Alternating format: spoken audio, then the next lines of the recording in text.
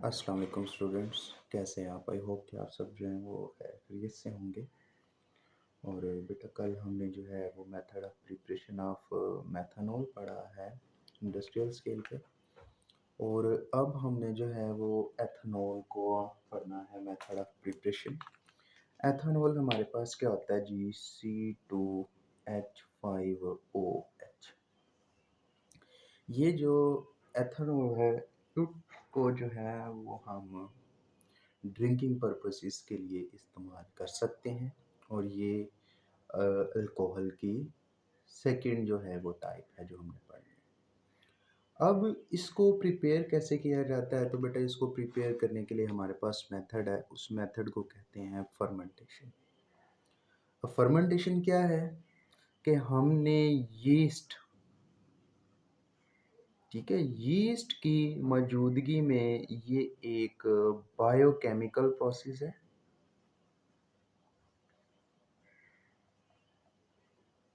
ठीक है, जो कि ग्लूकोज को जो है वो एथेनॉल में कन्वर्ट कर देता है। बायोकेमिकल प्रोसेस है, करता क्या है? ग्लूकोज को एथेनॉल में कन्वर्ट कर देते हैं। ठीक हो गया जी। तो फर्मेंटेशन क्या है? यीस्ट एक माइक्रो ऑर्गेनिज्म है, बायोकेमिकल प्रोसेस की मौजूदगी में ग्लूकोज को एथेनॉल में कन्वर्ट करता है। ठीक है, ये क्या है? माइक्रो ऑर्गेनिज्म है और ये क्या करता है? ग्लूकोज को एथेनॉल में कन्वर्ट कर देता है। अब ये जो प्रोसेस है इसके लिए एक ऑप्टिमम जो है वो टेम्परेचर होता है, और वो जो है वो कितना है जी? 25 टू 35 डिग्री सेल्सियस। ये बेटा अक्सर जो है वो एमसीक्यूज पूछा जाता है, ऑप्टिमम टेम्परेचर। तो ये ऑप्टिमम टेम्परेचर जो है वो आपने याद कर लेना है कि जब आपने एथेनॉल बनानी है तो फर्मेंटेशन के लिए ऑप्टिमम टेम्परेचर क्या है, तो आपने बेटा ये याद कर लेना है।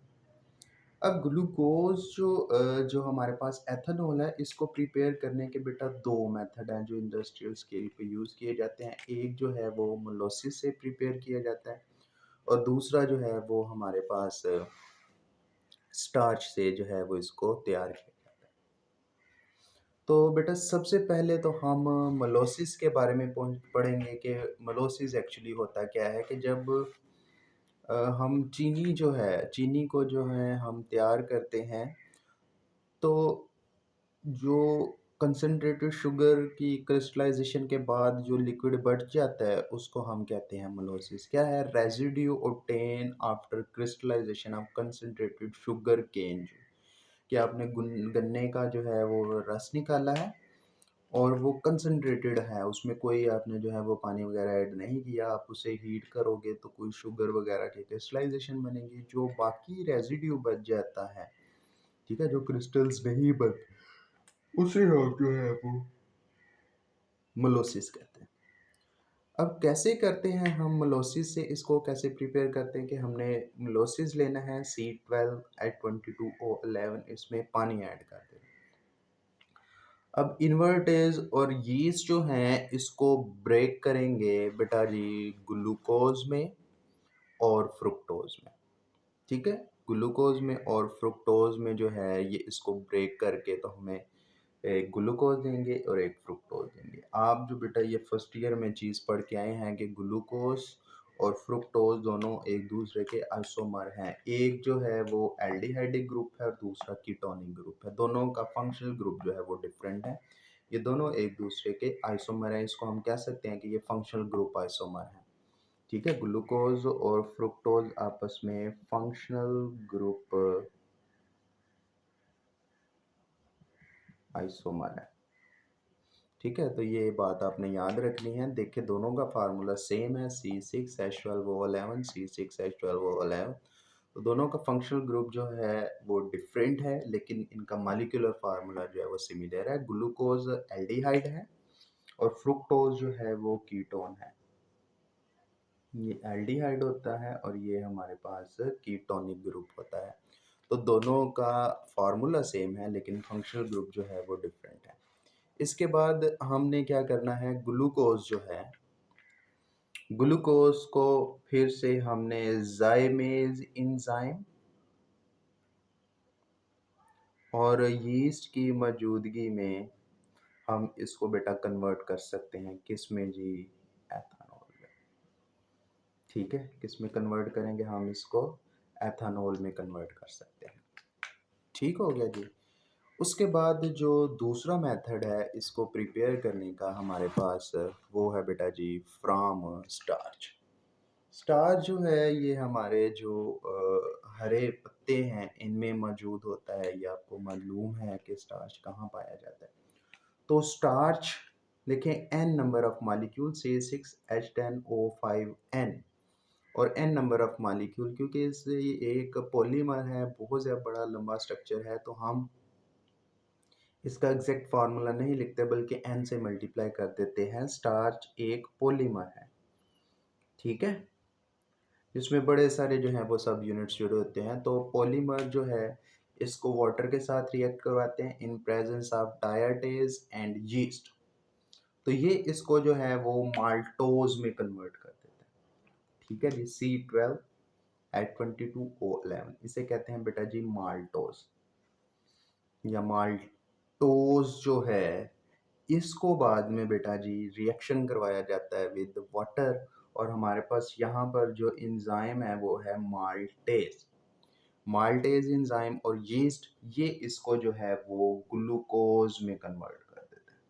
ठीक है, ये क्या है, ग्लूकोज है हमारा जी, C6H12O6 ये है हमारा जी ग्लूकोज। ठीक हो गया जी। ये ग्लूकोज के साथ दोबारा से रिएक्ट करता है। ठीक है, ग्लूकोज, जाइमेज और यीस्ट, तो हमारे पास एथेनॉल मिल जाता है। ठीक है जी। अब ये तो है इसको मेथड ऑफ प्रिपरेशन, लेकिन जो हमें ग्लूकोज की फर्मेंटेशन से एथेनॉल मिलता है वो जो है उसमें ज़्यादातर जो है वो पानी होता है। ठीक है, एथेनॉल में जो है ज़्यादातर जो है वो पानी होता है। और अगर मैं बोलूँ कि मेरे जो है वो ग्लूकोज की मैंने जो है वो फर्मेंटेशन की है तो मुझे एथेनॉल मिला है। ठीक है, और मैं बोलूँ कि मुझे 100 लीटर एथेनॉल मिला है तो इसकी बेटा जो एथेनॉल की परसेंटेज है वो 12 से 14 लीटर होगी। ठीक है, बाकी सारा का सारा वाटर होगा। ठीक है, एथेनॉल जो है वो इसमें 10 से 12 लीटर होगी, बाकी सारा का सारा जो है वो पानी होगा। बेटा कभी भी एथेनॉल की जो परसेंटेज है वो 12 मैक्सिमम होती है, 12% मैक्सिमम होती है और 40% से एक्सीड नहीं करनी चाहिए। अगर पानी में एथेनॉल जो है वो उसकी परसेंटेज जो है वो 40% से एक्सीड कर जाती है तो बेटा ये एथेनॉल जो है वो ड्रिंकिंग के लिए इस्तेमाल नहीं की जा सकती। ठीक है, इसे ड्रिंकिंग पर्पसेस के लिए इस्तेमाल फिर आप नहीं कर सकते। ठीक है, आप ये जो कंसंट्रेशन है, ठीक है, ये जो 12% या 40% है इसको आप जो है वो बढ़ा सकते हैं। ठीक है, कि आपके पास जो है वो 12% से 40% तक जो आपके पास एथेनॉल आई है आप इसकी परसेंटेज जो है वो 95% तक बढ़ा दें। ठीक है, कि 95 अगर आपके पास 100 लीटर एथेनॉल बना है तो इसमें 55 लीटर जो हैं वो एथेनॉल हो और 5 लीटर जो हैं वो आपके पास वाटर हो तो बेटा इसको कहते हैं रेक्टिफायर स्पिरिट। ठीक है, इसे क्या कहते हैं, रेक्टिफायर स्पिरिट। ठीक है, अगर एथेनॉल की जो परसेंटेज है वो 95% तक हो जाए वाटर में तो उसको क्या कहते हैं, रेक्टिफाइड स्पिरिट। और अगर आप जो है ये ले जाएं 100% तक, यानी 100% में 100 लीटर ही आपका एथेनॉल हो, तो बेटा इसको कहते हैं एब्सोल्यूट अल्कोहल। ठीक है, इसे क्या कहते हैं? Absolute alcohol. फिर आप इसे इस्तेमाल नहीं कर सकते ड्रिंकिंग पर्पसेस के लिए। ठीक हो गया जी। इसके अलावा अगर हम चाहते हैं कि एथेनॉल को ड्रिंकिंग पर्पसेस से स्टॉप करना, इसको इस्तेमाल ना किया जाए ड्रिंकिंग पर्पसेस के लिए, तो आप इसमें एथेनॉल में 10% जो है आप मेथनॉल भी ऐड कर सकते हैं। ठीक है, अगर मेथनॉल आपने ऐड कर दिया तो इसे बेटा कहते हैं मीथाइलेटेड स्पिरिट। ठीक है, इसे क्या कहते हैं? Methylated spirit. इसमें जो है वो आपने एथेनॉल में आपने 10% मेथनॉल ऐड किया है। इसके अलावा भी आप जो है वो कुछ चीज़ें ऐड कर सकते हैं, जैसे आप पायरिडीन ऐड कर दें या आप एसीटोन ऐड कर दें, तब भी जो है वो आप इसको ड्रिंकिंग पर्पसेस के लिए इस्तेमाल नहीं कर सकते। बेटा आपसे रेक्टिफाइड स्पिरिट की, एब्सोल्यूट अल्कोहल की, मिथाइलेटेड स्पिरिट क्या होता है, इन सब की जो है वो डेफिनेशन पूछी जा सकती है। और ये भी पूछा जा सकता है कि एथेनॉल की परसेंटेज जो है वो 12 से 40% से एक्सीड क्यों नहीं करती है। तो बेटा आपने इसका आंसर देना है कि जब हम परसेंटेज बढ़ाते हैं 12 से 40% तक, ठीक है, मैं इसका लिख देता हूँ इधर। ठीक है बेटा, आ सकता है why ethanol concentration never exceed 14%। तो बेटा आपने बताना है कि जब 14% से एथेनॉल की कंसंट्रेशन बढ़ जाती है तो जितने भी उसके अंदर इंजाइम्स हैं वो क्या हो जाते हैं? डीनेचर हो जाते हैं। डीनेचर मतलब मर जाते हैं। ठीक हो गया जी, ये बात आपको समझ आ गई है जी। इसके बाद बेटा ये जो 40% से 95% तक सीड कैसे करते हैं, तो बेटा एक प्रोसेस होता है, उसे कहते हैं रीडिस्टिलेशन। ठीक है, क्या होता है प्रोसेस?